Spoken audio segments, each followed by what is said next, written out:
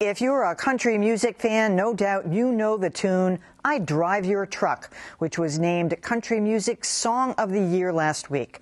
What you may not know is that the song has local roots. The truck it refers to once belonged to 30-year-old Jared Monte, who was killed in Afghanistan in 2006. Ever since, his father, Paul Monte of Raynham, has been driving that truck. It's a beat-up 2001 Dodge Ram with 113,000 miles on it. Many put there by Paul Monte, who started driving his son's truck soon after Jared Monte was killed in Afghanistan. I don't want to clean it because it's his. Paul Monte has not changed a thing. His son's boots are still there, his old license plate. He bought the truck in North Carolina. It was at Fort Bragg. Even the food wrappers Jared Monte left. I drive your truck. I roll every window down and The song I Drive Your Truck was written by Jesse Alexander, Jimmy Yeary, and Connie Harrington. Harrington heard Paul Monte on NPR one day in 2011 talking about driving his son's truck, and that was the inspiration for the song. In 2013, almost 2 years later, I received a message on Facebook from a friend of mine whose son was killed in the same battle as my son. And she sent me this link to the song called I Drive Your Truck. And she told me that she drove her son Patrick's truck. And she knew I drove Jared's truck. So I listened to the song, and it was very tearful.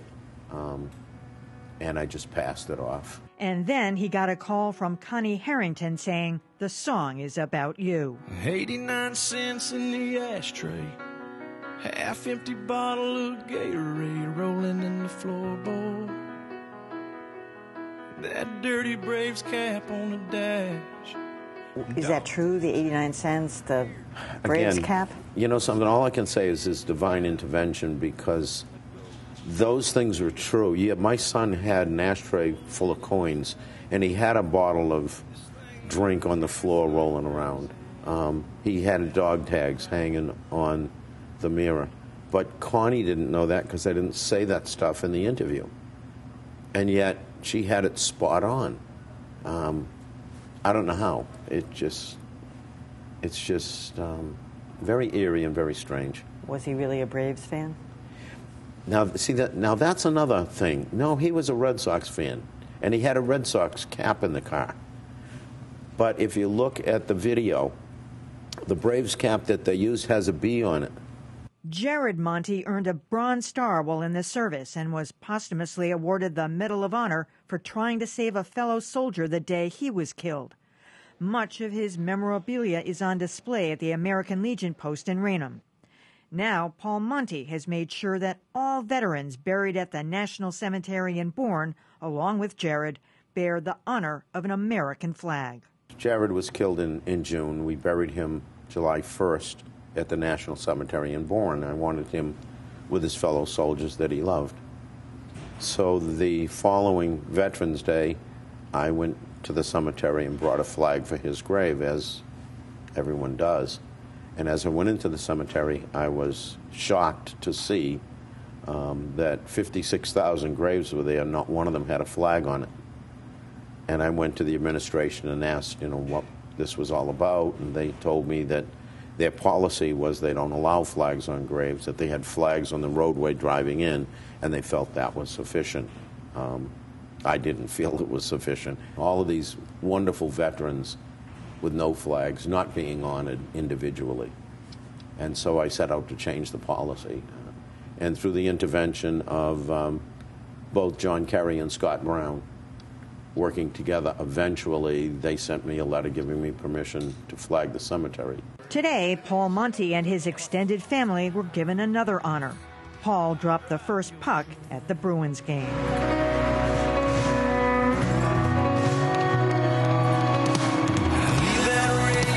While Monte was looking forward to that, his purpose in life now is all about helping families who have lost someone to war. It's about the Gold Star parents, those people that have lost a child. That's what's so important. here, and so many times they're overlooked. I don't think people understand the grief that a parent goes through that's lost a child. It's very, very different than the grief that you have when you lost a parent. You know, when you lose a parent, you've lost your past.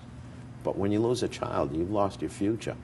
There's, you know, thinking about my own son, it's like, well, I'll never get to hold his children, my grandchildren, on my lap. And he and I will never get to go to a Bruins game together, or a Red Sox or a Patriots game together. And we won't be able to go fishing together, or just sit together at his house or my house and watch television and have a conversation.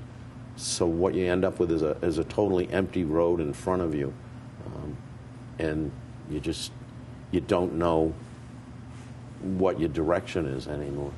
But Paul Monty does. I drive your truck